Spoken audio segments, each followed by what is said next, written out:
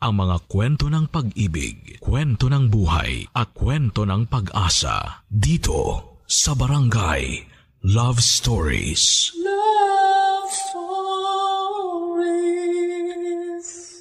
Ay nangangarap talaga akong makapag-share din ng kwento sa inyo para kasing ang sarap pakinggan kapag nabibigyan ng buhay ang mga sulat na pinapadala ng mga kabarangay sa inyong programa. At eto na nga siguro ang pagkakataong kong magkwento kaya salamat kay JR na bahagi ng storya kong ito. Hindi mabigat ang storya ko pero isa lamang ang sigurado ako. May recipe pa rin po ito na hindi matatanggihan ng kahit sino at yon ay walang iba kundi ang tinatawag nating lahat na love, pag-ibig o pagmamahal. At swerte ako dahil naramdaman ko talaga ito, Papa Dudut.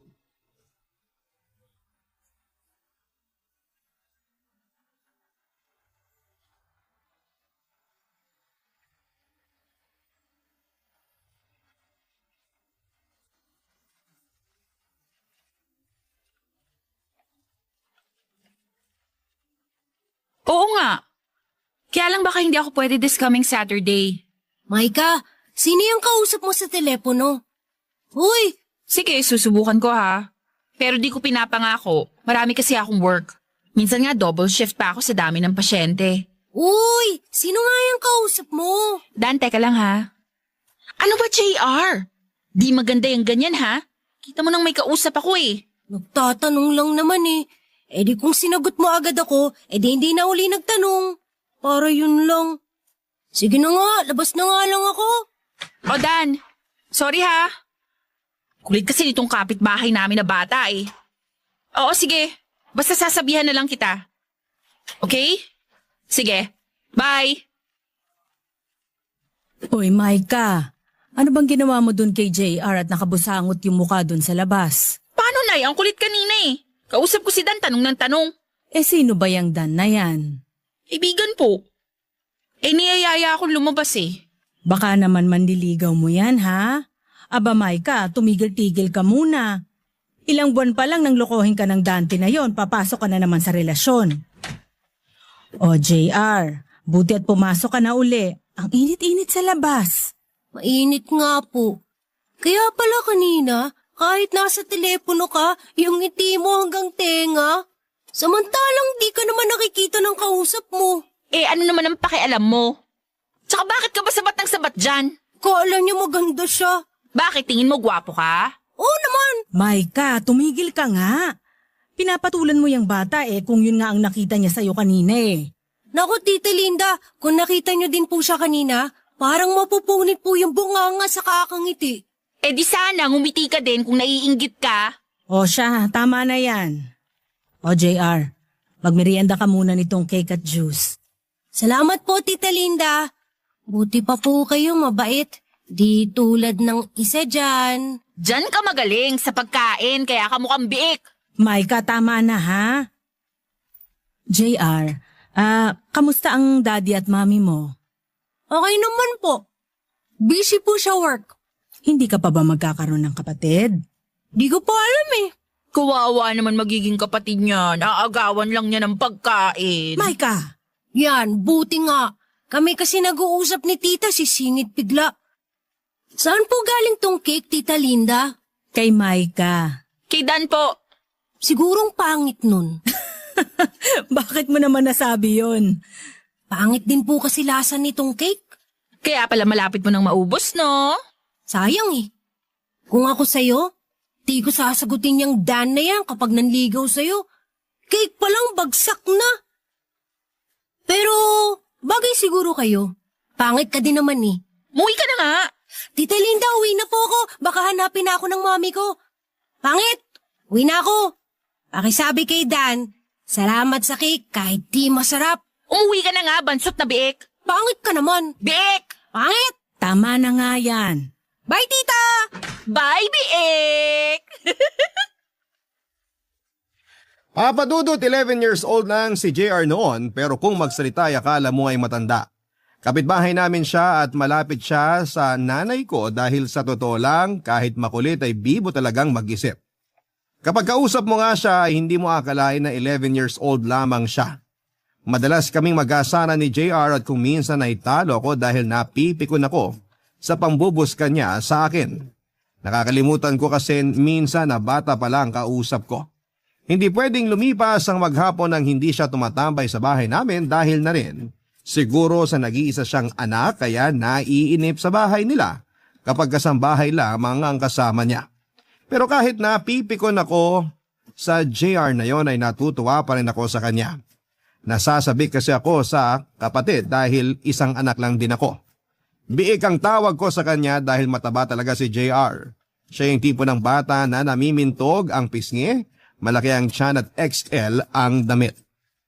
Mike naman lang ang tawag sa akin ni JR kahit na halos isang dekadang tanda ko sa kanya.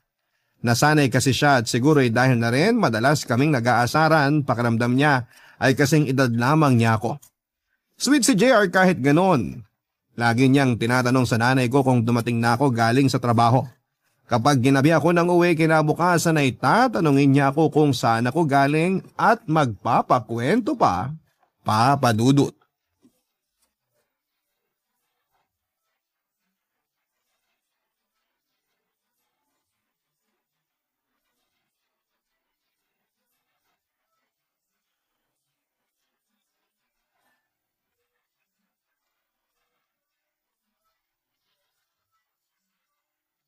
Tita Linda? Tita Linda! Oh, Biik. Nasaan si Tita Linda? Namalengke, bakit? Gabi ka na naman umuwi, no? Eh ano naman kung gabi na ako umuwi? Ito, ulam. Padala ni Mami. Thank you ah. Tumulong ako sa pagluluto niyan. Naku, edi ang sama ng lasa nito. Yabang mo. Kau nga, di ka raw marunong magluto, sabi ni Tita Linda eh. Pasok ka? Wala. Hindi ka busy? At bakit? May tatanong lang ako sa'yo. Kaya lang, huwag mo kong asarin ha. Ano naman yon? Nakakaasar naman to. Di pa nga ako nagtatanong, tumatawa ka na. Na nga lang, uwi na ako. Di balin na lang. Ito naman no, niloloko ka lang eh. Ano ba yan? Tungkol sa school nyo? May assignment ba kayo? Hindi. Eh ano nga? Kapag bang babae nililigawan, ano ang gusto nila sa mga lalaki? Yung totoo ha? Uy, may crush ka no? Naku, uwi na nga ako. Nagtatanong ng matino, aasarin mo. Grabe ka. O sige na nga. Iba-iba naman kasi ang mga babae. Iba-iba ang gusto namin.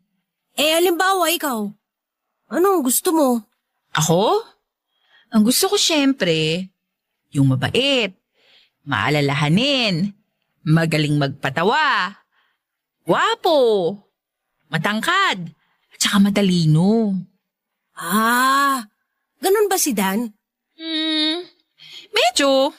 Di sasagutin mo siya para maging boyfriend mo. Pinag-iisipan ko pa. Pakilala mo naman ako sa kanya oh. At bakit? Wala, gusto ko lang siya makita at makilala. Masama ba yun?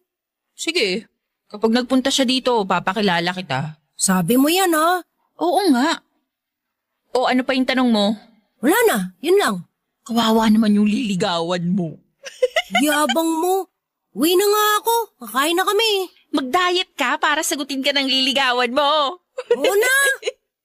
Pakilala mo din sa akin ha kapag napasagot mo na. Sana. Na, baka pati siya asarin mo. Hindi. Mas gusto ko na ikaw lang ang inaasar. Ewan ko sa'yo. Uwi na nga ako. Tira mo si Tito Lindo niyang ulam ha. Baka ubusin mo. Di naman ako katulad mong matakaw eh. Oo na, matakaw na. Cute naman. Diyan ka na nga. Mas masarap kumain kaysa makipag-asaran sa'yo. Kainis. Pikon! Papadudot na gulat ako sa tinanong sa akin ni JR tungkol sa panliligaw at kung ano raw ba ang nagugustuhan ng isang babae sa isang lalaki. Akala ko ay para lang siyang matandang mag-isip pero laro pala rin ang nasa utak niya. Yun pala ay nagkakagusto na rin siya sa batang babae. At hindi lang basta crush dahil parang gusto niyang ligawan. Araw-araw akong kinukulit ni JR tungkol sa bagay na yon. Tinatanong niya kung ano ang maganda niyang gawin para mapasagot ang isang babae. Nagpapaturo din siyang magsulat ng love letter. Ang gagawin ko ay susulat ko sa isang papel at ang gagawin naman niya ay kokopyahin niya sa ibang papel. Usong-uso pa noon papadudot yung stationery na iba-ibang hugis at design. Yung iba nga ay may amoy pa. Nag-iipon din daw siya para makabili ng pangregalo at ballpen na may amoy para daw mabango ang sulat niya kapag binigay niya ang mga love letters na ginagawa namin. Nakakatuwang makita si JR na kinikilig kapag binabasa na niya ang love letter na natapos ko. Naisip ko tuloy noong mga panahong yon kung paano kaya kung ang lahat ng lalaki katulad ni JR manligaw. Paano kung ang diskarte ng panunuyo ng mga lalaki ay tulad ng style ni JR? Ako ay kinikilig kasi totoong-totoo siya. Walang ibang halong intensyon kundi ang masabi lamang talaga niya ang nararamdaman niya. Baka kung uso na noon ang salitang sana all ay nasabi ko na sa kanya ng mga panahong yon, papadudot dahil sa sobrang pagkakilig na nararamdaman ko. Barangay Love Stories. Barangay Love Stories. Ilang linggo pa ang nagdaan, papadudot, at parang nagkaroon na kami ng session talaga ni JR tungkol sa mga diskarte niyang panliligaw, pero ayaw pa rin niyang ipakilala sa akin ang babae. Kapag na lang daw napasagot niya sa kanya sa akin ipapakilala. Sinabihan pa niya ako na secret lang daw namin yon at huwag na huwag kong sasabihin sa parents niya at sa nanay ko. Tinupad ko naman yon dahil ayaw kong mawala ang tiwala sa akin ni JR kahit kasi malayo ang agwat ng edad namin, papadudot. Tinuturing ko naman kasi siyang kaibigan at hindi lang basta batang kapitbahay namin. Kahit na panliligaw na ang madalas naming pagkwentuhan, lagi ko pa rin pinapaalala sa kanya na darating din ang tamang panahon para doon. At yun ang dapat niyang hintayin. Pero syempre lahat naman tayo ay dumadaan sa ganong stage. Kaya para maramdaman naman niyang kaibigan rin niya talaga ako ay support pa rin ako sa kanya. Pero hindi pa rin nawawala ang kanyang kakulitan. At ang isa pang kinukulit sa akin ni JR noon ay ipakilala ko daw siya kay Dan na manliligaw ko. Gusto raw niyang makilala para matulungan niya akong magdesisyon kung sasagutin ko ba ang nanliligaw sa akin o hindi. Pero papadudot kahit na ilang beses nang pumupunta si Dan sa bahay, sinasadya kong huwag sabihin kay JR dahil sigurado kung aasarin lamang niya ako. At baka pati si Dan ay asarin niya at nakakahiya yon.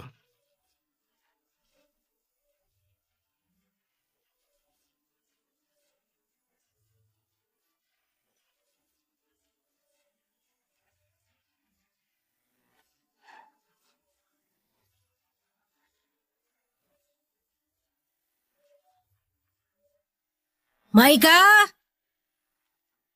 O JR, wala ka bang pasok ngayon? Exam lang po namin. Maaga po kaming pinauwi. Si Maika po? Nasa loob. Kaya lang may bisita. Bakit? Sino pong bisita niya? Si Dan. Yung nanliligaw po sa kanya? Oo, yun nga yata yun. Ay, Tita Linda, pwede pong painom ng tubig? Wala po kasing malamig na tubig sa bahay. Naglinis po yata ng ref sila mami kanina. Ay, sige, kukuha kita. Hindi na po, ako na lang po ang kukuha. Ha? Ay, sige. Pasok ka na lang sa kusina. May tinapay din dun sa mesa. Magmerienda ka kung gusto mo. Sige po, pasok na po ako.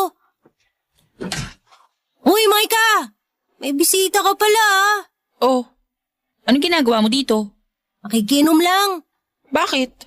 Wala ba kayong tubig sa bahay nyo? Walang malamig eh. Ega lang ah, punta lang ako sa kusina. Ay, yan pala eh, soft drinks. Pahingi. Okay lang. Oh, halika dito.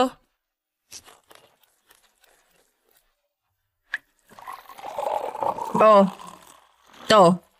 Iuwi mo na yung baso. Sa inyo mo na yan inumin. Dito na lang. Papagalitan ako ni Mami kapag nakita akong minom ng soft drinks eh. Eh, bawal pala sa'yo yan eh. Hindi naman, huwag lang sobra. Kaya dito ko na lang inumin. Paupo ah. Sino siya? Si Dan. Siya pala. Ako si JR. Sa'yo ba galing yung cake na nakalagay sa pulang kahon? Ha? Siguro. Bakit? Natikman mo ba?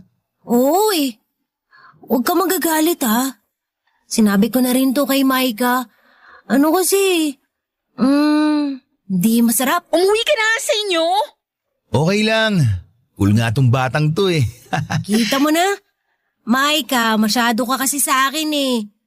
Teka, nililigawan mo si Maika? JR! Tinatanong ko lang naman eh. Bakit mo siya nagustuhan, Kuya Dan? Kasi mabait siya. Saka tingnan mo naman, maganda. La, maganda. Ha, mabait? Naku, nagkakamali ka. JR, sige na, umuwi ka na. Sige na nga, sa kusina muna ako. May tinapay daw dun, sabi ni Tita Linda eh. Sige, Kuya Dan. Sana magbago pa ang isip mo. Maika, tuloy na rin ako. O sige, ingat ka.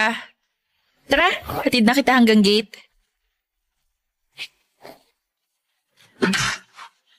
Nay, uwi na raw po si Dan. Mauna na po ako. La, wag muna Kuya Dan, bata ka pa. Mapagbiro ka rin pala ah. Hindi joke yun, totoo yun. Ay tita, tuloy na po ako. O siya, sige. Mag-ingat ka, ha? Ingat ka, Dan. Bye. Ikaw talagang bika, lagi ka na lang nang-aasar eh. Ayan na naman kayong dalawa. Diyan na nga muna kayo at may aayusin pa ako sa kusina. Yun pala yung Dan. Tama ako. Parang yung cake niya lang, pangit. Pero kahit pangit ka rin, hindi pala kayo bagay. May mas bagay pa para sa'yo. Tumigil ka na ha, naasar na ako. Sabi mo sa akin kapag nagpunta yun, ipapakilala mo ko. Ba't di mo ako tinawag? Nakalimutan ko eh. Hindi pa ako nagpunta rito. Di ko malalaman na nandito pala yun. Huwag mo sagutin yun ah. At bakit naman, Aber? Bakit? Balak mo siya sagutin? Oo, sana eh. Huwag nga eh. Oh, ba't ka iiyak? Hindi ako iiyak. Iiyak ka na eh. Iiyak na yan. Hindi nga. Nakakaasar ka kasi. Inano ba kita? Oh, tutulo na yung luha mo. Hindi sabi ako iiyak eh. Eh bakit ka galit? Saka bakit ka ba kasi nagpunta dito? La, uwi na ako. O ito, bibigay ko yan dapat sa'yo kaya ako nagpunta rito sa inyo eh. Ano to? La, uwi na ako. Hoy, JR! Binibiro ka lang! O bakit naririnig ko na humihiyaw si JR? Ininis mo na naman yung bata, no? Ano ba yung binigay sa'yo? Hindi ko po alam eh, nakalagay kasi sa plastic. Teka po. Sulat. Chocolate. Teka po. Ito yung sulat na ginagawa namin eh. Ha? Ano? Wala po. Ito yung nilalaro namin. Ay, ewan ko sa inyo. Sige po, Nay. Pasok na muna ako sa kwarto. May gagawin po pala ako. Papadudot na gulat ako kay JR at kitang-kita ko sa mukha niya ang galit habang pinipigil niya ang pag-iyak. Pero mas nagulat ako nang tingnan ko ang laman ng plastic na ibinigay niya sa akin. Nandun yung mga love letters na sinulat ko na sinulat ulit niya sa stationery. Ginawa niya yon para sa akin. Ako ang sinusulatan niya. Nung una ay natawa ako pero habang binabasa ko ang sulat bago ako natulog ay bigla akong naawa kay JR. Noon ko lang naintindihan na kaya pala ganoon siya sa akin at ayaw niyang may nanliligaw sa akin ay dahil may gusto siya sa akin. Naisip ko tuloy na nasasaktan ko pala siya sa tuwing inaasar ko siya. Nasasaktan ko siya nang malaman niyang nililigawan ako ni Dan at mas nasaktan siya nang sabihin ko na bala kong sagutin ang nanliligaw sa akin. Papadudot Papi Love ang tumama kay JR. Hindi ko yon sinabi sa nanay ko dahil baka may iba ang interpretasyon niya. Tinago ko yon sa sarili ko. Matapos ang pangyayaring yon ay hindi na nagpunta sa amin si JR Papadudot. Kapag tinatawag ko siya ay hindi niya ako pinapansin. Kapag pumupunta ako sa kanila, nagtutulog-tulugan Ayaw niya talaga akong kausapin. Natakot tuloy ako na baka madala si JR na sumubok na manligaw o magmahal kapag nasa tamang edad na siya dahil maaga siyang nasaktan at ako pa ang nakapanakit sa kanya. Hindi ko alam kung paano babawi sa kanya pero sa nangyaring yon may napatunayan ako na ang pagmamahal ay walang pinipiling edad. Totoo ang lyrics sa isang kanta na bawat taong may damdamin ay may minamahal. Papadudot ilang linggo pa ang lumipas, pati ang nanay ko ay nagtataka na kung bakit hindi nagpupunta sa amin si JR. Natatakot din ako sa pwedeng maging epekto sa kanya ng mga nangyari. Pero wala akong maisip na paraan para mapalapit uli sa akin ang bata. Hinayaan ko na lang din muna, baka mas makatulong kung hindi kami nagkikita. Total ay bata pa si JR at iniisip ko na lilipas din ang nararamdaman niyang yon. Nagdaan pa ulit ang ilang araw at sinagot ko na si Dan. Pero kahit na kami na ni Dan, hindi ko kinikwento sa kanya ang ginawa ni JR. Gusto kong kahit sa sarili ko ay masabi ko na nirespeto ko ang nararamdaman ng bata. Pero papadudot sa pagsasama namin ni Dan ay dumating ako sa puntong nasabi ko sa sarili ko na dapat pinaniwalaan ko si JR sa sinasabi niya sa akin na huwag kong sagutin itong si Dan.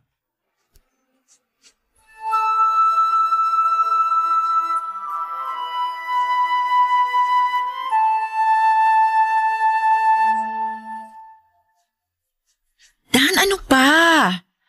Sinabi kong di pwede, di ba? Sabi mo, mahal mo ako. Oo nga, pero Pero ano? Kung mahal mo ako, patunayan mo. hindi nga pwede. Bakit di pwede? Tayo lang naman dalawa dito. Wala nang nanay mo. Solo natin tong bahay, walang makakakita. Walang makakaalam. Basta ayoko, Dan. Tapos. Sige na, mag-iingat naman tayo eh. Akong bahala. Di pa ako handa. Isa pa, masyado pang maaga para gawin natin yung mga ginagawa lang ng mag-asawa. Sige na. Ano ba? Ayoko sabi! Si JR nasa labas. Ayoko sabi! Ayoko! Maika, bakit? Umalis ka na, Dan. Tita Linda! Ayoko sabi!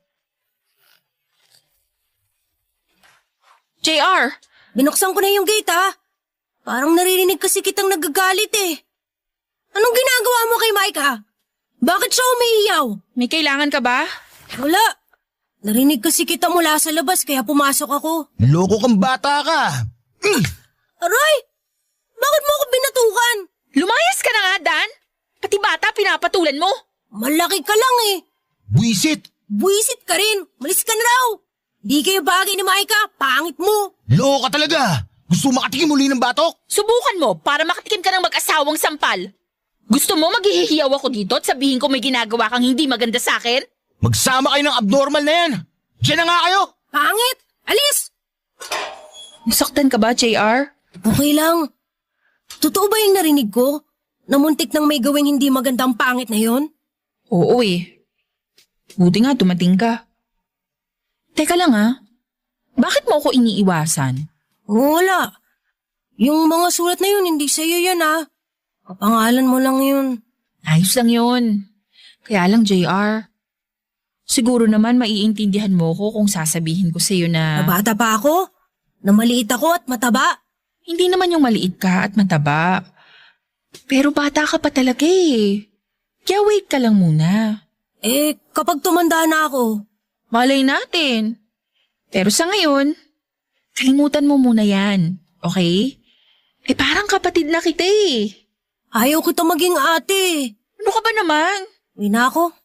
Mag-ingat ka JR, magkaibigan pa rin tayo ha. Sige.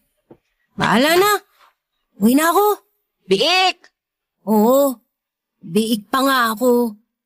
Baka kapag naging baboy na ako, magustuhan mo rin ako. Sige na. O JR, inaasar ka na naman ba ni Maika? Hindi po. Ikaw talaga, Maika. Minsan na nga lang pumunta dito yung bata. Sige po, tita. Uwi na po ako. JR! JR! Uy! Papadudot laking pasasalamat ko kay JR sa ginawa niyang yon. Dahil kung nagkataon, tapos ang bataan ko dahil sa Dan na yon. Hindi ko maintindihan, Papa Dudut, pero sobra akong na-touch sa ipinakitang emosyon ni JR ng tagpong yon. Parang hindi bata ang kausap ko at kaharap ko, lalo na nang asaring ko siya ng biik at sinagod niya ako na kung sakaling maging baboy siya, ay baka magustuhan ko din siya. Parang sinasabi na rin niya na handa siyang maghintay at hindi lang basta paghihintay yon, dahil alam namin na mahabang panahon ang ibig sabihin noon. Malayo kay Dan na nagmamadali, na gusto niya kaagad akong makuha sa paraan na gusto niya. Sana lahat talaga ng lalaki ay katulad ni JR. Sana lahat ng lalaki ay marunong maghintay. Sana lahat ng lalaki ay marunong rumespeto. Ang nasabi ko na lamang sa sarili ko noon, Papa Dudut, ay napakaswerte ng babaeng mamahalin ni JR pagdating ng panahon. Kung sakaling ganun pa rin ang treatment niya sa isang babae na nagugustuhan niya. Barangay Love Stories. Barangay Love Stories. Nagdaan pa ang ilang linggo. Oo, pumupunta na sa bahay si JR, pero para magdala ng ulam galing sa bahay nila, o di naman kaya ay kapag may inuutos sa kanya ang mami niya. Hindi na niya ako kinakausap masyado, pero pinapansin naman. Hinayaan ko na lamang na ganoon para makalimutan din niya ang mga nangyari, Papa Dudut. Alam ko naman na maintindihan niya ang sitwasyon dahil matalinong bata si JR, hindi nga lang siguro agad-agad, pero darating din ang panahon. Kapag nagkakasalubong kami, Papa Dudut, sa kalsada ay ngumingiti lamang siya pero hindi nagsasalita. Kung minsan naman ay napapansin ko na kapag malayo pa lamang at nakita na niya ako ay nag-iiba siya ng daan na lalakaran at magkukunwaring hindi ako nakita. Pero wala rin naman akong magagawa, Papa Dudut, hanggang isang araw, isang pangyayari ang hindi ko inaasahan.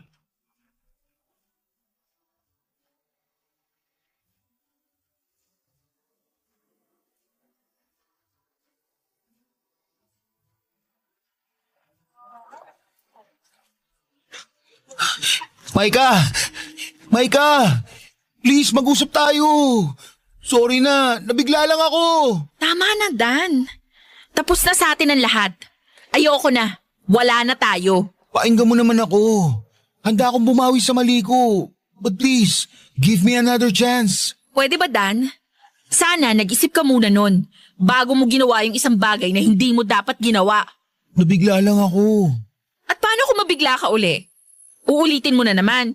Tapos hihingi ka ng sorry. Tapos paulit-ulit lang hanggang makuha mo yung gusto mo. Ay ka naman. Dan naman! Pwede ba? Isa pa nakakahiya. Nandito tayo sa kalsada. Habol ka ng habol. Tama na, ayoko na. Magpapaliwanag nga ako. Bigyan mo lang ako ng isa pang tsansa. Papatunayan ko na mahal talaga kita. Kung mahal mo ko, Dan, hindi mo gagawin ang bagay na ginawa mo. Please lang, wag mo na akong sundan. Pero Maika, mahal kita eh. Iwan mo ako, nasasaktan ako. Ayaw mo kasi mainig eh. Sinabi ko naman sa'yo na babawi ako sa'yo. Hayaan mo lang na maging tayo uli. Daig mo pa ang bata, Dan, ha? Buti pa si JR marunong makaintindi. Hindi tulad mo. Ang init na ng katawan, ang kitid pa ng utak. Huwag mo ko ikukumpara sa bake na yun, Maika. Biik? Oo, siguro kasi matabang bata. Eh ikaw, baboy. Dahil sa ugali at ginagawa mo. Diyan ka lang. Huwag ka na susunod. Kung hindi, hihiyaw ako. Maika! Maika! Oy, JR! Hintayin mo ako. Sabay na tayo. Maika! Huwag kang susunod. JR! Sabay na tayo. Maika! Sabing huwag ka susunod eh. Maika! Sasakyan! Huwag kang tumawid! Maika!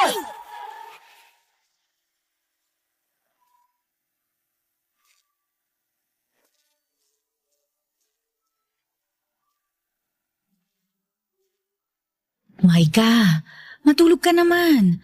May pasok ka pa mamaya sa trabaho mo. Okay lang po, tita. Tita, sorry po. Hindi ko po sinasadya. Wala kang kasalanan. Alam ko naman kung gaano ka kalapit kay JR. Kahit na madalas kayong mag-asaran, lagi niyang sinasabi na kapag daw nagka-girlfriend siya, ang gusto niya katulad mo. Ang gusto niya kasing ganda mo. Ay, naku, madalas ngang sabihin sa amin ni JR na gusto ka raw niya pero wag daw naming sasabihin sa'yo. Excuse po. Kailangan po nating mabili tong nasa reseta. Sana po mabili agad. Ay, sige po ma'am. Maika, sandali lang ha. Bibilhin ko lang ito. Sige po, ako na po muna magbabantay dito.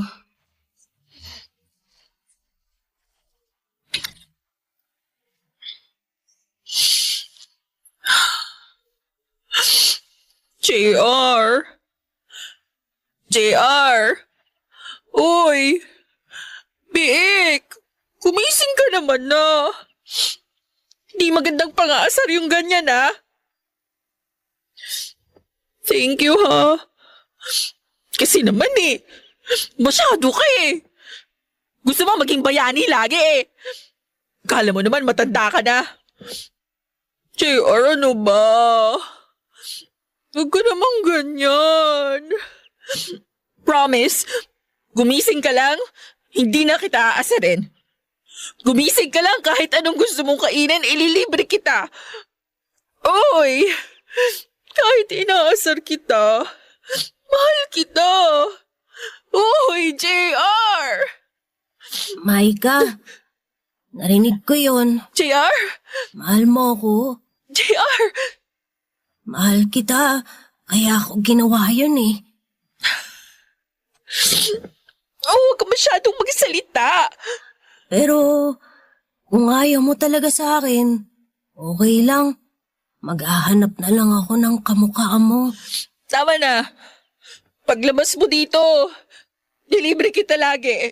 Yung mga sulat ko, itago mo yun Kapag malaki na ako, basahin mo uli. Baka magustuhan mo na ako. Yung isipin mo muna, gumaling ka agad. Magpalakas ka. Ka na umiyak. Pangit mo Ikaw nga dyan, Ang sagwang tingnan ng bake na may sugat at benda.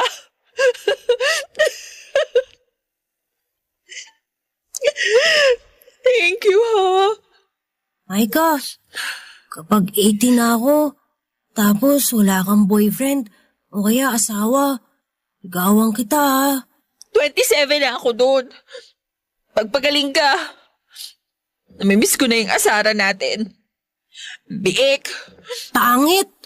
Pakis nga ako sa biik. Papadudot sa ikalawang pagkakataon ay iniligtas na naman ako ni JR.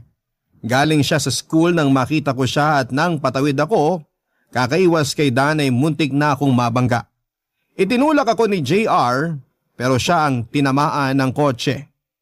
Duguan si JR, may bali sa binti at hindi ko alam ang gagawin ko. Ang alam ko lang ay hindi ko kayang mawala si JR ng mga oras na yon. Isinugod namin siya sa ospital at ginawa lahat ng pwedeng gawin sa kanya para mailigtas ang kanyang buhay. Papadudot, takot na takot ako ng mga oras na yon at hindi ko alam ang mangyayari sa akin kapag nawala si JR. Inoperahan siya ilang oras ang tinagal noon. Dinala siya sa ICU at minonitor dahil wala siyang malay. 2 araw ang lumipas at hindi pa rin nakakausap si JR.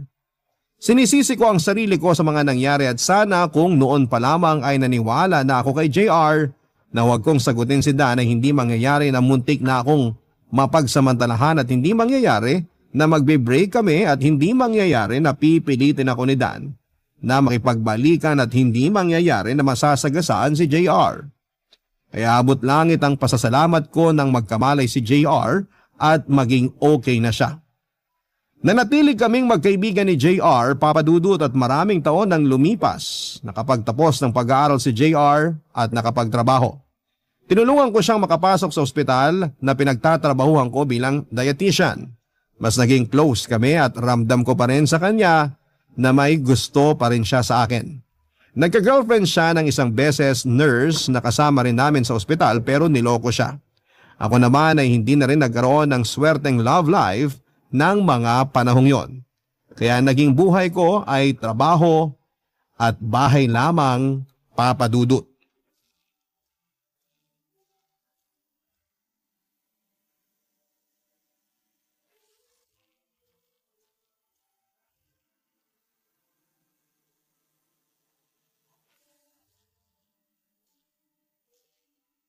Mukhang pagod ka. Buti nga't nairaos na ang birthday ko eh. Oh Maika, nandun na yung mga iuuwi mo ha. Naipagbalot na kita. Thanks, tita. Oh, maiwan ko muna kayo dyan ni JR ha. At magliligpit pa ako. Tulungan ko na po kayo. Ay, hindi na. Diyan na lang kayo. Kaya ko na yon. Tara tita, tayo na lang dalawa. Ako na nga. Sige na. Relax lang kayong dalawa. Sige po. Thank you ah. Saan? Sa gift mong relo. Sus, ang arte ha. Happy ka ngayong birthday mo? Debut mo, 21 ka na. Oo naman. Masaya ako. Masaya ako kasi nagpunta lahat ng mahalagang tao sa buhay ko. Masaya rin ako kasi regular na ako sa work. Ay, nga pala. Thank you rin pala sa iyo ron ha. Wala yun. Kulang pa nga yun kung babalikan natin yung nangyari 10 years ago. Alam mo, sa totoo lang kapag naaalala ko yon, hindi rin ako makapaniwalang nagawa ko yun eh. Ako rin. Tapang mo ah. Siguro ganun talaga kapag mahalaga sa iyo yung tao. Willing kang isacrifice ang sarili mo. Sa edad mong yun, naisip mo na yun agad? Eh kasi, special ka sa akin. Alam mo, kung ngayon nangyari yon, baka inuntog ko sa muscle ko yung Dan na yun eh. Ang dami na ngang nag-iba sa'yo. Matipuno ka na. At medyo lumalim na yung boses mo.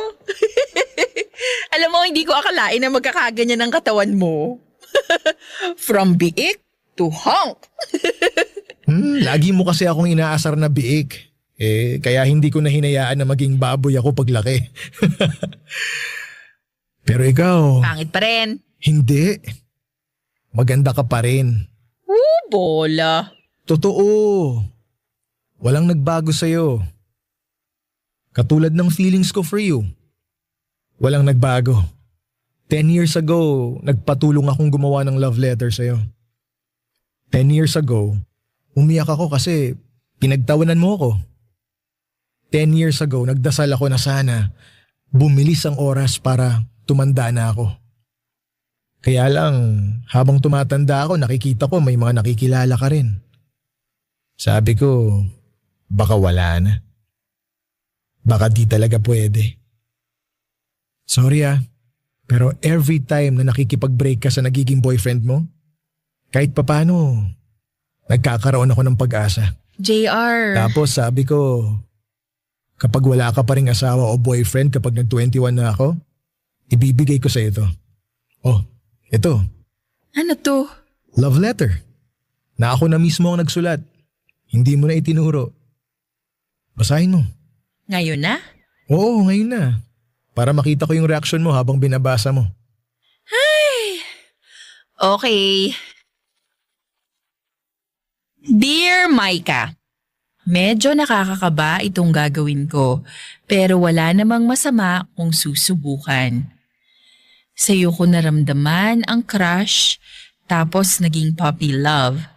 Hanggang sa habang tumatagal, alam ko sa sarili ko na true love na yon. Ayaw kasing mawala eh. Tapos... Anong tapos? Putulo. Tapos, nandito ako ngayon sa tabi mo. At aaminin na hanggang ngayon, ikaw pa rin ang gusto ko. Di na ako biik. Di rin naman naging baboy. Pero tumataba ang puso ko kapag kasama ka. Sana, bigyan mo ako ng chance. JR. Wala ka na sigurong dahilan unless ayaw mo talaga sa akin. Pero... Sige, ganito na lang. Tapusin na natin tonight. Tatanggapin ko kung ano ang sasabihin mo. Chance lang ang hinihingi ko sa'yo. Kaya, pwede ba kitang ligawan? JR. Yes or no? Yes, pero... Pero ano? Pero bakit may ligawan pa? Eh hinihintay lang naman talaga kita na sabihin sa akin yan. Di mo ba napansin? 2 years ago ang last relationship ko. At umaasa rin ako na baka may nararamdaman ka pa rin sa akin hanggat wala ka pang girlfriend. Totoo? Ayaw mong maniwala. Kasi...